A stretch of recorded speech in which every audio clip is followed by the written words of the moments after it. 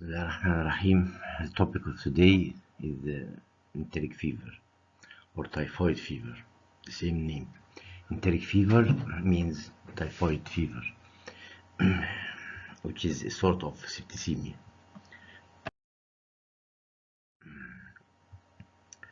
Enteric fever is mainly caused by Salmonella typhi and paratyphi organism. This is the old name and the traditional name. The new name is Salmonella enterica serotype typhi. Anyway, we'll mention it now as Salmonella typhi and paratyphi. So Salmonella typhi and Salmonella paratyphi A, B, and C are the causative agent of enteric fever. Talking about Salmonella organism, the Salmonella, they are gram-negative motile rods. They do not ferment lactose. Salmonella typhi is a multi-organ pathogen. It means that it can infect many tissues and organs in the body. It inhabits the lymphatic tissue of the small intestine, the so-called gut-associated lymphoid tissue. It can inhabit also the liver, the spleen, bloodstream of infected humans, and as well as the bone marrow.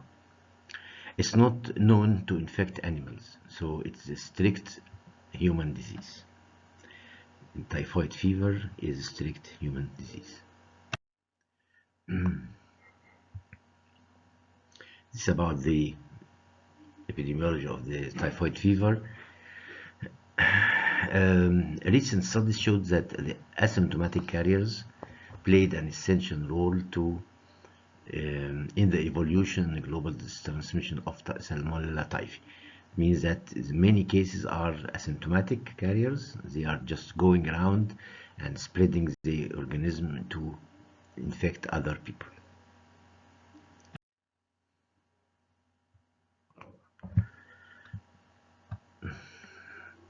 Where in the world do you catch typhoid fever? Number of sporadic cases is almost constant in industrialized world. Means that it's not endemic in this industrialized world due to proper sanitation.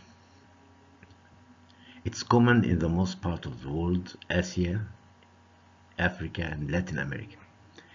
And even multi-drug resistant strains have been reported from Asia, from Middle East, and Latin America.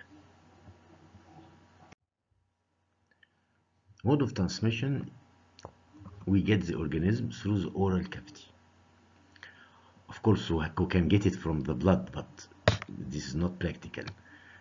So the usual mode of transmission is through the oral cavity. It has a low infectious dose. Less than 100 organisms are capable of causing the disease if you get them. Incubation period 7 to 14 days. There is first primary multiplication in the ileum, in the Pierce patches, from where the organism is spread to lymphatics and blood. Spread where or to where? They spread to the liver, the spleen, the bone marrow, kidneys, and other tissues.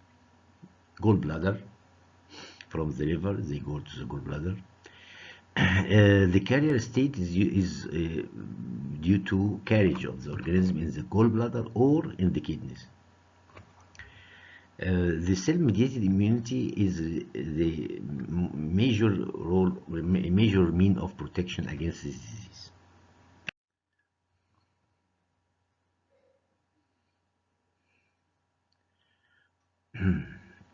Virulence factors of this organism, Salmonella typhi, is several virulence factors affect the ability of the organism to infect man.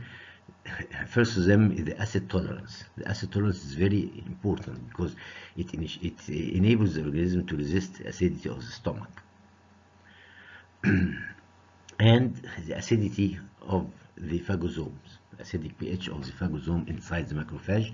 That's why they can survive within the macrophage the macrophage, and they can be spread through this macrophage, protected from any antibodies or cell-mediated response. They can carry it to different tissues. They also have the ability to produce catalase and superoxide dismutase. These two enzymes protect the intracellular killing of salmonella. Salmonella as well replicate, as we said, in the Pierce patches and in the microfold cells in the terminal part of the small intestine. From the microfold cells, M cells, as shown in this figure, Salmonella typhi can produce sort of extracellular toxin that enables the bacteria to be engulfed by the M fold peacefully. It causes rifling of the microfolds as such, and intake of the organism inside the M cells. Clinical picture. First is fever. It's called enteric fever, so it's fever. It's a fever condition. The bacteria responsible for enteric fever pass through the cells lining the intestine and engulfed by macrophages. They replicate after being transported to the liver, spleen. 10 to 14 days are enough to cause incubation of this organism. Then the patient will experience a gradual increase in body temperature with non-specific complaints of headache, myalgia, malaise, and anorexia. Symptoms persist for a week or longer and are followed by GIT symptoms, which are in the form of abdominal discomfort. This cycle corresponds to the initial bacteremic phase and is followed by colonization of the gallbladder and the kidney and the small intestine. In the first week, there is stepwise fever that becomes sustained with relative bradycardia. And usually, fever is accompanied by tachycardia, increase in the heart rate. But here in typhoid fever, there is bradycardia. During this first week, the organism can be found or detected in the blood culture, by blood culture.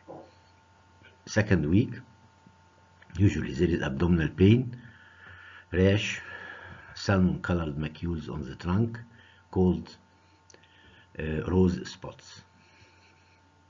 Third week, there is hepatosplenomegaly.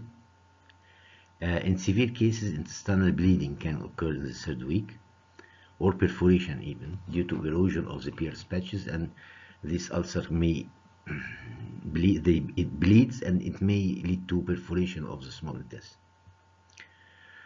Complication of infection includes shock, septic shock, stupor, delirium, seizures, myelitis, and pneumonia. The diagnosis is conventionally made by repeated blood culture or bone marrow culture, which are positive in 40 to 80% of cases. Lab diagnosis of Salmonella typhi by isolation of the organism through repeated blood culture. As we said, it can be done in the first week of fever, second week, and even third week of fever. Bone and marrow culture also is done during these periods. There is a concentration of the organism in the bone marrow, so it can be even superior to blood culture. We can do stool culture, but not from the first week of fever, during the second week of fever, during the second week of fever on. Urine culture is the same, second week on. Bile culture is the same. So stool, bile, and urine cultures are done second week of fever and on. They are recognized in the lab by being non-lactose fermenting colonies on the McConkey, H2S production, then complete biochemical reaction is done and serogrouping to confirm it's Salmonella typhi or paratyphi A, B, or C. This is the picture of Salmonella typhi biochemical reaction using the API 20E cartridges.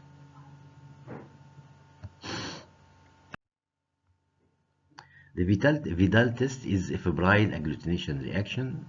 Its test depends on the presence of Salmonella antibody in the serum of the patient. There is antibody to the somatic antigen O, there is antibody to the flagellar antigen H, and the capsular antigen VI. So we use these three antigens to detect the corresponding antibodies. These antibodies should be more than one, the titer of the antibodies should be more than 1 over 160 and should be rising. Otherwise, it's just there because of the endemicity of the organism. The classic therapy of the Salmonella typhi is chloramphenicol, ampicillin, or cotrimoxazole, but there's now resistance to this agent, so we go for the third generation cephalosporins or fluoroquinolones.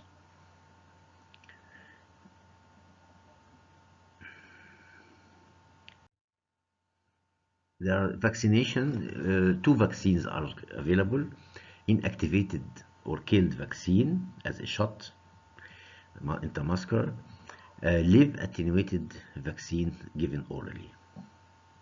Who should get typhoid vaccine? Of course, people coming from non-endemic areas visiting endemic areas, they must have this vaccine before coming to their destination. And this is some data about the typhoid vaccine. Thank you.